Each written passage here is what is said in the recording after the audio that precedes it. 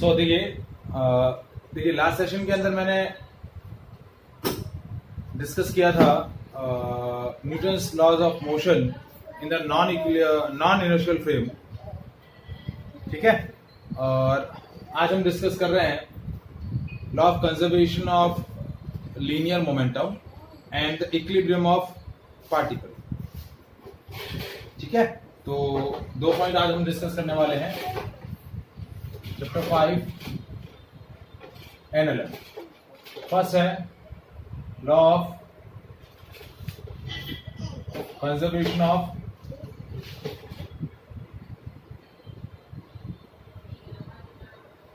linear momentum. देखिए, as we discussed that linear momentum is the amount of motion processed by a body is called its momentum, linear momentum, and linear momentum को हम represent करते हैं P is equals to m into V. Now from Newton's second law of motion,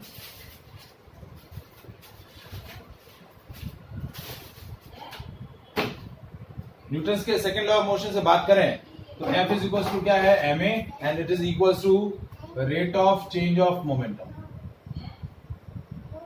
Newton second law of motion क्या बोलता है, that rate of change of momentum with respect to time is directly proportional to the applied external force. तो ये हमारा Newton second law of motion का expression है।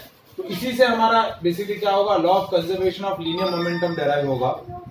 ये external force है। अब आपको बोले कि if external force acting on the system is zero, if external force acting on the system is zero, that means P2 minus P1 upon T2 minus T1 is zero, that is P2 minus P1 is equals to zero, so P2 is equals to P1, मतलब final momentum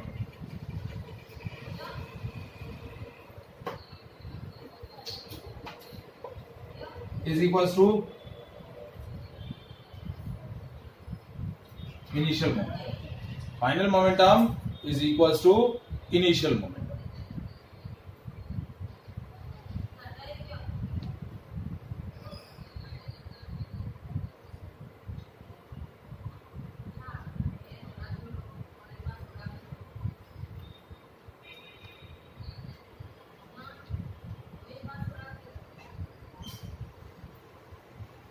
तो क्या मतलब हुआ, देखिए Newton's law of conservation of linear momentum क्या बताता है आपको, कैसे स्टेट करेंगे। This law of conservation of linear momentum states that, law of conservation of linear momentum states that, कैसे आप स्टेट करेंगे कि if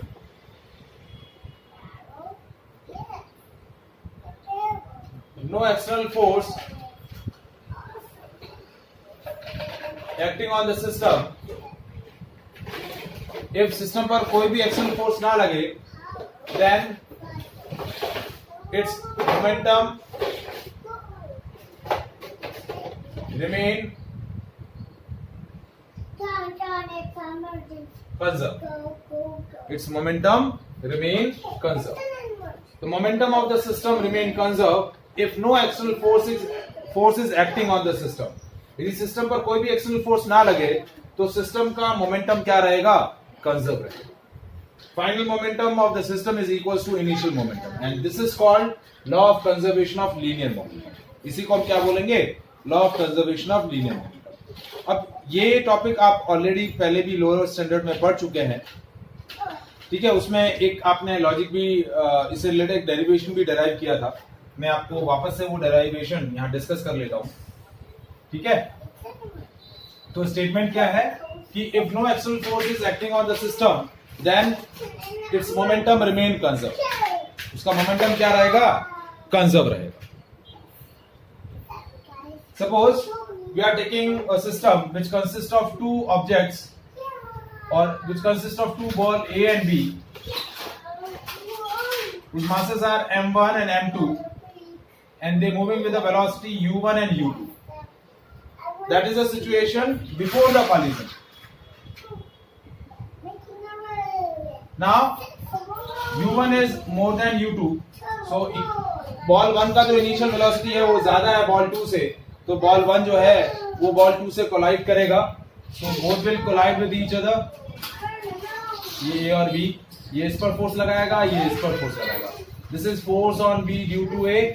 This is force on A due to B. A B पर फोर्स लगाएगा, B A पर force लगाएगा, ठीक है। और आफ्टर द कॉलिजन क्या होगा?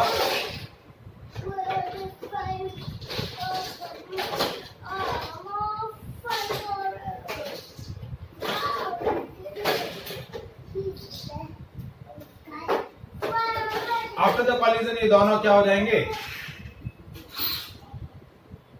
सेपरेट हो जाएंगे। इसकी वेलोसिटी v1, इसकी velocity v2। So that is the situation after collision.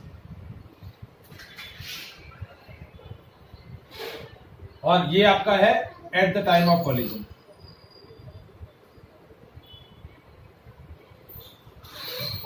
अब सिस्टम पर कोई भी एक्सटर्नल फोर्स नहीं लग रहा है, तो हमें यहां प्रूफ क्या करना है? Total momentum of the system before collision is equal to total momentum of the system after the collision. तो पहले हम चेक करते हैं total momentum of system before collision. क्या हुआ? m1 u1 plus m2 u2 and total momentum after collision क्या है?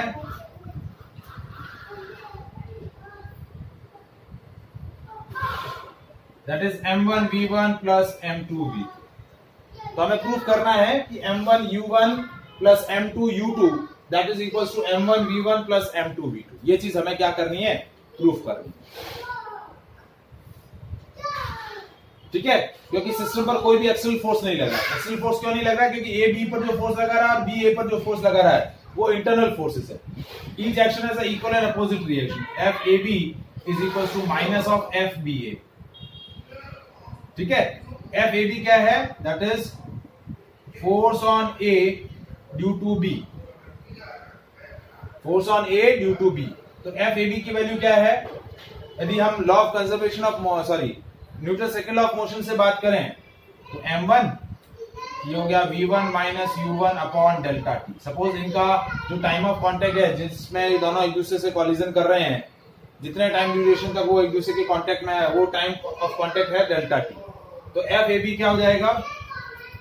That is force on A due to B. तो फोर्स ऑन ए क्या होगा? Change in velocity of A into mass divide by time, M V minus U upon T, वो वाला formula लगा दिया। F B A क्या हो जाएगा? एफ बी ए है force on B due to A. तो एफ बी ए क्या हो जाएगा? M two V two minus U two upon delta T, M two V two minus U two upon delta T.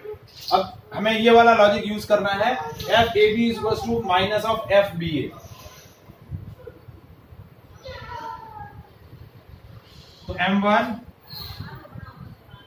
v1 minus u1 upon delta t is equal to minus m2 v2 minus u2 upon delta t।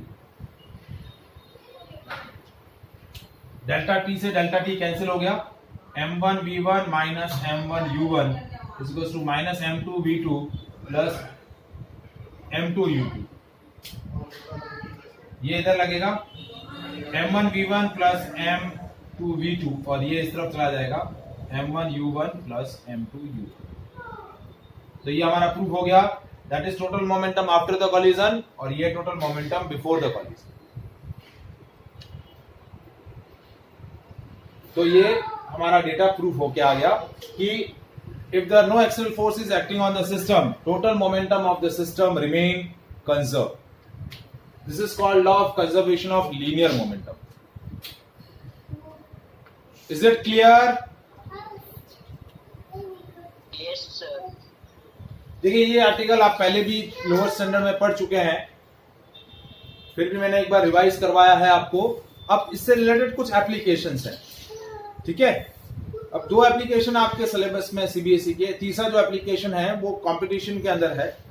तो एक मैंने topic रखा हुआ है constant relation, वो भी आपका section जो है कंपटीशन के अंदर आता है, और एक आपका मैंने टॉपिक जो रखा हुआ है वो इसके अंदर मैंने रखा हुआ है। दो टॉपिक मैं यहाँ डिस्कस कर रहा हूँ which is related to the law of conservation of linear momentum. That is one is the recoil velocity of gun and second is explosion of bomb. ये दो आर्टिकल हैं जो इसी पर बेस्ड है, ठीक है। तीसरा जो टॉपिक है रॉकेट प्रपोल्जन, ये पहले सिलेबस में था, अब हटा दिया है आपका, मतलब सीबीएसई से हटा दिया है, अभी के लिए नहीं, हमेशा मतलब सीबीएसई में कभी आता ही नहीं है। तो रॉकेट प्रपोजन जो है वो मैं कंपटीशन वाले सेक्शन में सैटरडे संडे को इस बार जो हम क्लास लेंगे तो उसके अंदर मैं वो डिस्कस करूंगा। ठीक है, तो अब मैं पहला डिस्कस कर रहा हूं applications of law of conservation of linear momentum, और उसमें सबसे पहला एप्लीकेशन है रिकॉइल वेलोसिटी ऑफ गन।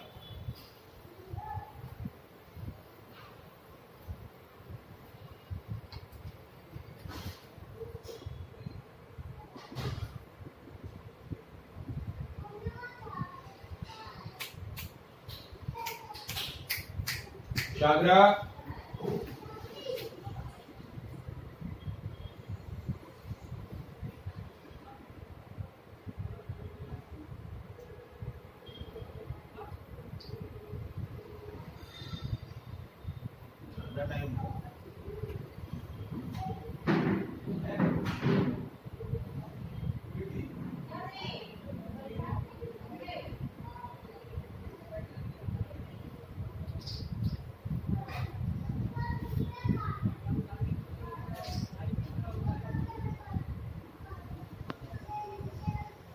सबसे पहला एप्लीकेशन है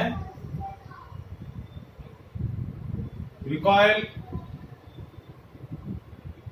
वेलोसिटी ऑफ गन। ठीक है, देखिए जब आप गन से क्या करते हैं, बुलेट फायर करते हैं, तो बुलेट जो है वो आगे की डायरेक्शन में जाता है और गन जो है वो पीछे की डायरेक्शन में एक वेलोसिटी अटेन करती है, तो वो गन की वो वेलोसिटी क्या बोली जाती है, रिकॉइल वेलोसिटी ऑफ गन। क्या बोला जाता है उसको, रिकॉइल वेलोसिटी ऑफ गन। ठीक है, तो हम सपोज कर रहे हैं कि let's suppose velocity of bullet जो है वो है वीबी एंड वेलोसिटी ऑफ गन जो है वो है वीजी। ठीक है,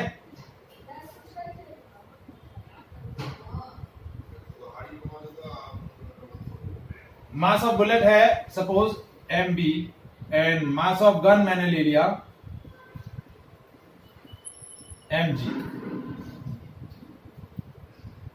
ठीक है, अब देखिए सपोज आपका जब मैं बुलेट फायर कर रहा हूं गन से, before firing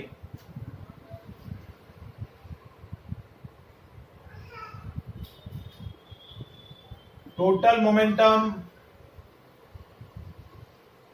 of gun and bullet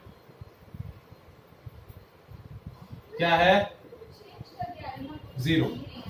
अभी नहीं छिपा। Total momentum of gun and bullet is 0।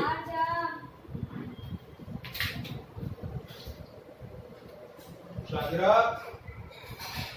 उशाग्रा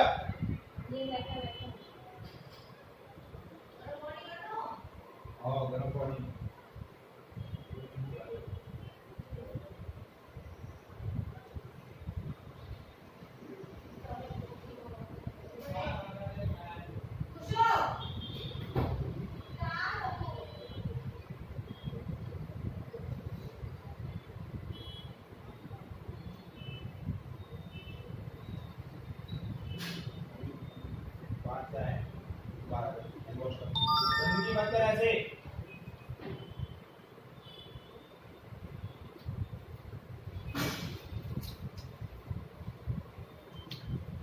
देखिए बिफोर फायरिंग टोटल मोमेंटम क्या है, 0 है। क्या है, टोटल मोमेंटम सिस्टम का 0 क्या है कि बुलेट फायर नहीं हुई है और गन भी पीछे की तरफ रिकॉइल नहीं हो रही है। लेकिन आफ्टर फायरिंग टोटल मोमेंटम क्या होगा,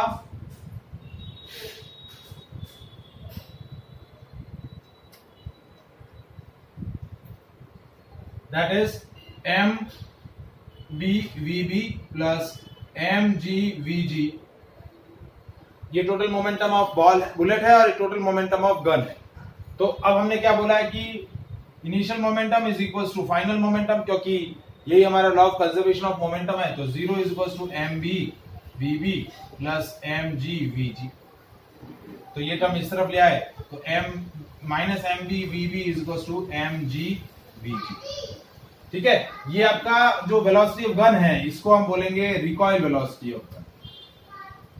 हमें कैलकुलेट क्या करना है, वीजी की वैल्यू कैलकुलेट करनी है। तो इस एक्सप्रेशन से वीजी क्या हो गया, minus M B V B upon M G. Minus sign क्या बता रहा है कि बुलेट का जो वेलोसिटी का डायरेक्शन है और गन की वेलोसिटी का डायरेक्शन है वो अपोजिट है। मैं इस चीज को न्यूमेरिकली एक एग्जांपल से आपको क्लियर आउट करता हूं। जैसे आपको बोला कि मास ऑफ बुलेट है आपका 20 ग्राम, यानी 20 डिवाइड बाय 1000, तो कितना हो गया 0.02 केजी। कितना हो गया 0.02 केजी। और मास ऑफ गन मैंने ले लिया फॉर एग्जांपल 2 केजी। कितना ले लिया 2 केजी। अब बुलेट का वेलोसिटी मैंने ले लिया 200 मीटर पर सेकेंड। कितना ले लिया 200 मीटर पर सेकेंड। तो रिकॉइल वेलोसिटी ऑफ गन कितना आ जाएगा, माइनस एम बी यानी minus 0.02 into V B, that is 200 divide by M G, that is 2। ये 2 से ये 2 कैंसिल हो गया, कितना आ जाएगा -2 मीटर पर second. Recoil velocity of gun कितना आ जाएगा -2 मीटर पर सेकेंड। डायरेक्शन जो वेलोसिटी का डायरेक्शन जो आपका बुलेट का है उसका अपोजिट डायरेक्शन आपका गन का रहेगा। क्या रहेगा, गन का। Is it clear? Yes, sir. Is it clear? अब एक और है, इसी से कनेक्टेड एक टॉपिक है, एक्सप्लोजन ऑफ बॉम्ब।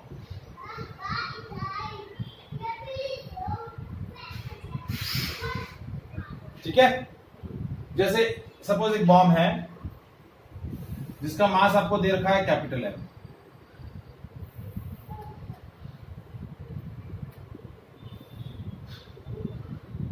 ठीक है, अब इस बॉम्ब के अंदर जो केमिकल रिएक्शंस होगी उस केमिकल रिएक्शन से बॉम्ब एक्सप्लोड होगा। एंड सपोज कि एक्सप्लोजन हुआ और एक्सप्लोजन से इसके 3 डिफरेंट फ्रैगमेंट्स बन गए, 1, 2 और ये 3। ठीक है, और ये M1, ये M2 और ये M3। इसका वेलोसिटी V1 है, इसका वेलोसिटी V2 है और इसका वेलोसिटी V3। तो अगेन इंटरनल फोर्सेस की वजह से बॉम्ब का एक्सप्लोजन हुआ। कोई भी एक्सटर्नल फोर्स नहीं लग रहा है, no external force is acting on the system, तो मोमेंटम कंजर्व रहेगा। Initial momentum is equals to final momentum. अब इनिशियली बॉम्ब स्टैटिक है, कोई भी वेलोसिटी नहीं है, तो इनिशियल मोमेंटम हो जाएगा 0। अब फाइनल मोमेंटम क्या होगा, m1 v1 plus m2 v2 plus m3 v3। क्या हो जाएगा m3 v3। तो आपका ये इक्वेशन बन जाएगा। अब सपोज इसमें क्वेश्चन कैसे बनता है कि सपोज अलग अलग फ्रैगमेंट्स के मासेस दे दिए कि ये आपका 10 kg का बॉम्ब है। ठीक है, it will be fragment into 3 parts, 3 kg, 4 kg and 3 kg। अब दो कंपोनेंट, दो की वेलोसिटी आपकी क्या है, ये आपका गया आपका 50 मीटर पर सेकंड से, ये आपका गया 100 मीटर पर सेकंड से, तो इसका वेलोसिटी कितना होगा। तो क्या हो जाएगा, वही logic, 0 is equals to m1 3 into 50, m1 into v1 100 into 4 plus m3 3 into v3। तो तीसरे फ्रेगमेंट की वेलोसिटी आ जाएगी। v3 का वैल्यू क्या आ जाएगा, देखिए 3v3 इज इक्वल्स टू, ये पार्ट इधर ले लिया, -150 और प्लस का 400, तो v3 हो गया माइनस का 550 डिवाइड बाय 3। तो ये तीसरे फ्रेगमेंट की आपकी वेलोसिटी आ जाएगी। Is it clear? सर ये पता नहीं चल रहा, ये मतलब कैलकुलेशन पता नहीं चल रहा। कैलकुलेशन देखिए, ये जो वैल्यूज दे रखी है ये समझ में आई। Yes sir. मैंने क्या लगाया, 0 is equal to m1 v1 plus m2 v2 plus m3 v3। m1 की वैल्यू है 550, v1 की वैल्यू m1 की वैल्यू 3, v1 की वैल्यू 50, m2 की वैल्यू 4 और v2 की वैल्यू 100 प्लस m3 की वैल्यू 3 और v3 की value 0। That will study, that will take the white, that will sleep.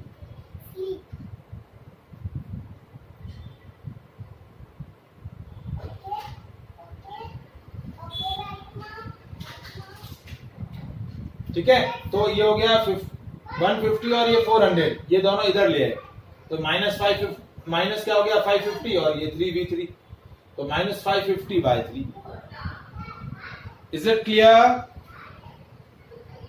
Yes, sir. Any doubt in that part? No, sir. ठीक है, confirm? बाकी लोगों को समझ में आया?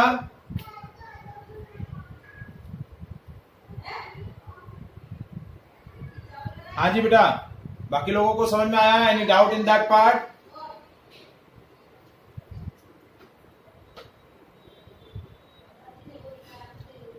मैत्री, कृषा, प्रज्ञा, Yes, sir. चलिए अब हम डिस्कस करते हैं नेक्स्ट सेगमेंट हमारा, वो है इक्विलिब्रियम। क्या डिस्कस करना है? इक्विलिब्रियम ऑफ पार्टिकल और इक्विलिब्रियम ऑफ द सिस्टम। दो तरीके का इक्विलिब्रियम होते हैं। हमें अभी इस चैप्टर के अंदर एनएलएम के अंदर एक इक्विलिब्रियम डिस्कस करना है, फिर हम चैप्टर 7 जब डिस्कस करेंगे तब दूसरा इक्विलिब्रियम डिस्कस करेंगे। तो इक्विलिब्रियम जो है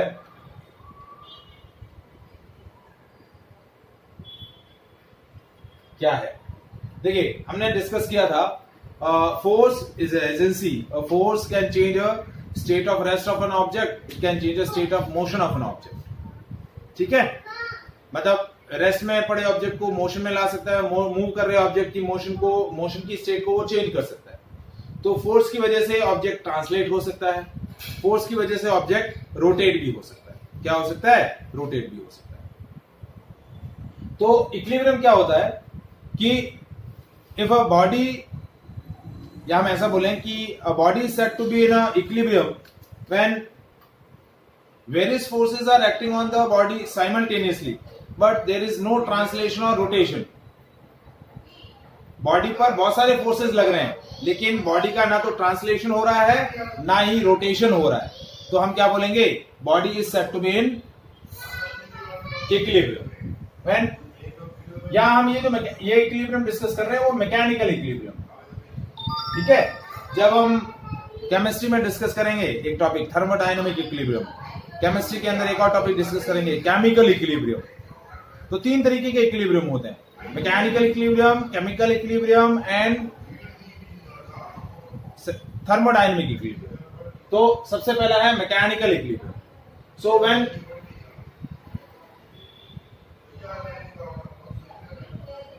many forces acting on a body simultaneously, when many forces acting on the body simultaneously but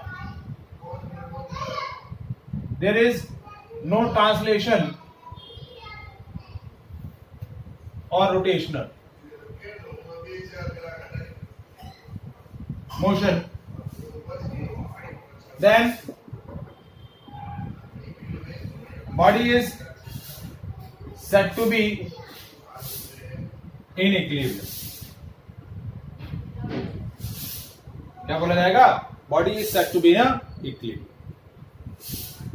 body पर बहुत सारे फोर्सेस लग रहे हैं लेकिन ना तो उसका ट्रांसलेशन हो रहा है ना ही रोटेशन हो रहा है, तो हम क्या बोलेंगे? Body is said to be in equilibrium.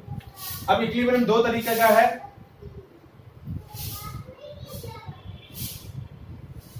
एक है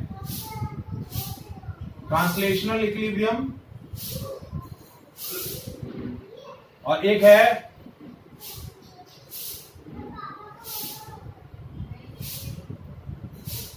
रोटेशनल इक्विलिब्रियम। देखिए एनएलएम के अंदर हमें ट्रांसलेशनल इक्विलिब्रियम को डिस्कस करना है। चैप्टर 7 जब रोटेशनल मोशन डिस्कस करेंगे तब हम रोटेशनल इक्विलिब्रियम को डिस्कस करेंगे। अब ट्रांसलेशनल इक्विलिब्रियम क्या होता है? If the vector sum of all the forces acting on the body is zero, vector sum of all the forces acting on the body is zero, तो we can say that body is in translational equilibrium. Then body is said to be in a translational equilibrium. And if the vector of sum of moment of force यानी torque, एक topic हमने discuss किया था vector product के अंदर, I think torque acting on a body. तो if the vector sum of torque acting on the body is zero, यानी body पर कोई भी नेट फोर्स नहीं लग रहा है, तो हम क्या बोलेंगे, body is in translational equilibrium. और यदि बॉडी पर कोई भी नेट टॉर्क नहीं लग रहा है, तो हम क्या बोलेंगे, body is in rotational equilibrium. और यदि दोनों चीज है, so body is in complete equilibrium. मतलब summation of F is equal to 0 and summation of T is equal to 0. T मतलब tau. So body is in complete mechanical equilibrium.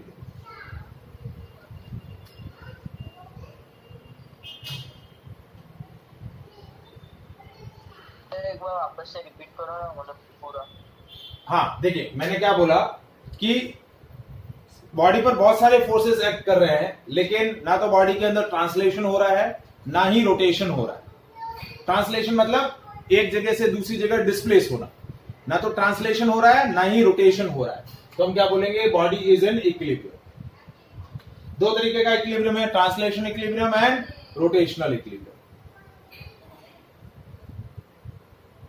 Translational equilibrium and rotational equilibrium. Translational equilibrium का मतलब क्या हुआ कि कोई भी translation नहीं हो रहा है, मतलब बॉडी पर लगने वाले सारे फोर्सेस का वेक्टर सम जीरो है. फोर्सेस लग रहे हैं but their vector sum is zero. And if the vector sum of torque acting on the system और acting on a body is zero, तो हम बोलेंगे कि body is in rotational equilibrium. और ये दोनों इक्विलिब्रियम हैं, तो हम क्या बोलेंगे, that body is in complete equilibrium. क्या बोलेंगे, body is in complete equilibrium. Okay sir. Is it clear? Any doubt? No sir. Confirm? अब हमें यहां जो डिस्कस करना है, वो डिस्कस करना है ट्रांसलेशनल इक्विलिब्रियम. क्या डिस्कस करना है? Translational equilibrium.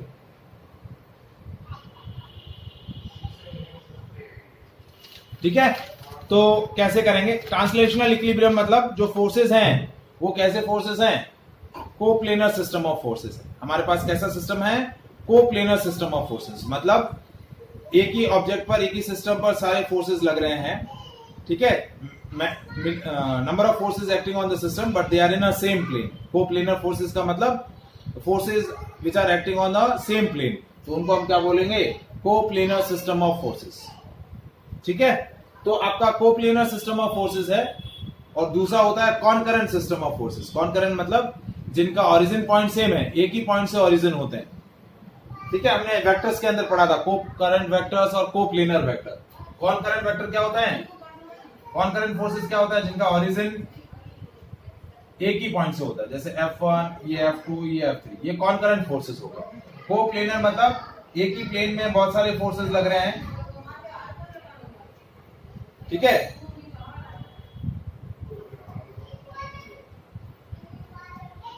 एक ही प्लेन के अंदर सारे फोर्सेस लग रहे हैं, इन सारे फोर्सेस का वेक्टर सम जीरो है, तो ये हो गया coplanar forces system of forces. और ये हो गया कॉनकरेंट सिस्टम ऑफ फोर्सेस. ठीक है, तो आई थिंक अभी टाइम कितना बचा है? ठीक है, तो नेक्स्ट क्लास में इसको मैं डिस्कस करूंगा, क्या कंडीशंस होती है इन दोनों की, और इससे रिलेटेड क्वेश्चंस हम डिस्कस करेंगे. Is it clear? समझ में आया?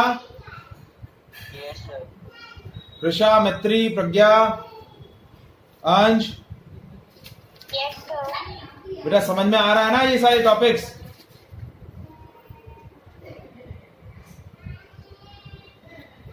चलिए, यस सर. Okay, bye.